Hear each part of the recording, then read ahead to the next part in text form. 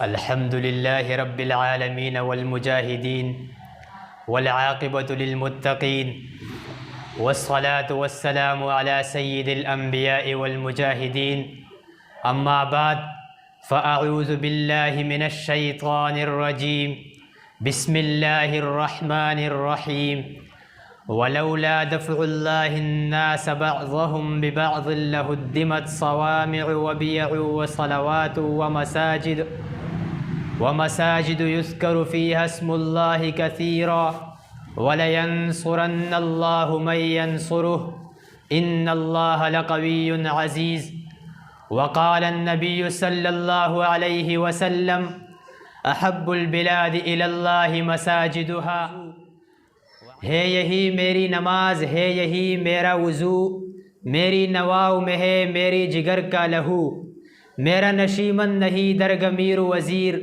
میرا نشیمن بھی تو شاخ نشیمن بھی تو، تجھ سے میری زندگی سوز و تب و درد و داغ، تو ہی میری آرزو، تو ہی میری جستجو۔ محترم دوستوں اور بزرگوں، میں مسجد اور جہاد کے عنوان سے اپنے ناقص خیالات آپ کے سامنے پیش کرنا چاہتا ہوں۔ بارگاہ لم یزل میں التجا ہے کہ مجھے حق کہنے اور ہم سب کو سمجھنے اور عمل کرنے کی توفیق عطا فرمائے، اور ہماری زندگی کا مقصد اعلاء کلمت اللہ بن جائے، اور ہمارے ہر نوجوان ساتھی کی زندگی اس شعر کے عملی ترجمان بن جائے۔ میری زندگی کا مقصد تیرے دین کی سرفرازی، میں اسی لیے مجاہد، میں اسی لیے نمازی۔ سامعین محترم، مساجد کی حفاظت جہاد سے ہے۔ جہاد اسلام کا ایک اہم رکن ہے جس کی تاکید قرآن کریم میں بار بار کی گئی ہے۔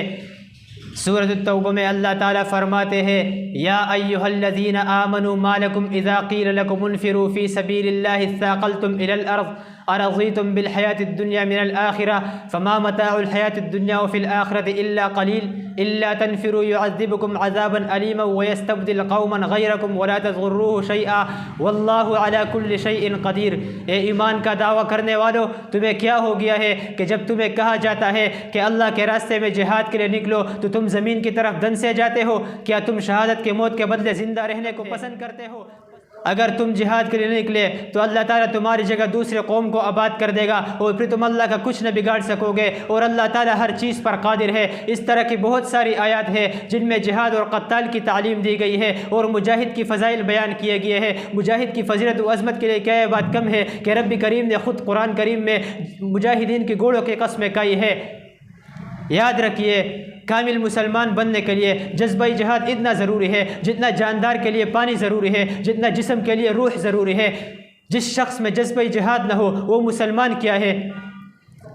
مسلمان بھائیو، مساجد کی حفاظت جہاد سے ہے، جہاد کی دعوت و تربیت مسجد سے ہے۔ مسجد آباد کرنا ایمان والے مجاہدین کا کام ہے۔ مسجد آباد کرنا مسلمان کے ذمہ لازم ہے کہ وہ مساجد کو آباد رکھے اور مساجد کی حفاظت کرے۔ مسجد میں اذان گونجتی ہے، مسجد میں ذکر ابھرتی ہے، مسجد میں نماز جمتی ہے، مسجد میں جہاد پنپتا ہے، مسجد میں ایمان بنتا ہے، مسجد میں علم بڑھتی ہے، مسجد میں روشنی بڑھتا ہے، مسجد میں نور امڑتا ہے، مسجد میں تکبیر سجتی ہے، مسجد میں دعا اٹھتی ہے، مسجد میں آہ ابھرتی ہے، مسجد میں استغفار لہکتا ہے، مسجد میں زخم بھرتا ہے، مسجد میں گناہ مٹتی ہے۔ جب مسجد بنتی ہے جنت میں اپنا گھر بنتا ہے۔ آج کل مساجد کو گرائی جا رہی ہے، کیوں؟ ان کو پتہ ہے کہ اس مسجد سے ہمارا دشمن نکلے گا، اس مسجد سے ہمارے ختم کرنے والا نکلے گا، اس مسجد سے ایسے مجاہدین نکلے گا جس کے ذریعے کفر کا خاتمہ ہو جائے گا۔ وہ پہلے سے ہی مساجد کو ختم کرنا چاہ رہے ہیں، مختلف بہانے بناتے ہیں، لیکن یاد رکھیے ہم اس مساجد کی حفاظت اپنے جانوں سے کریں گے،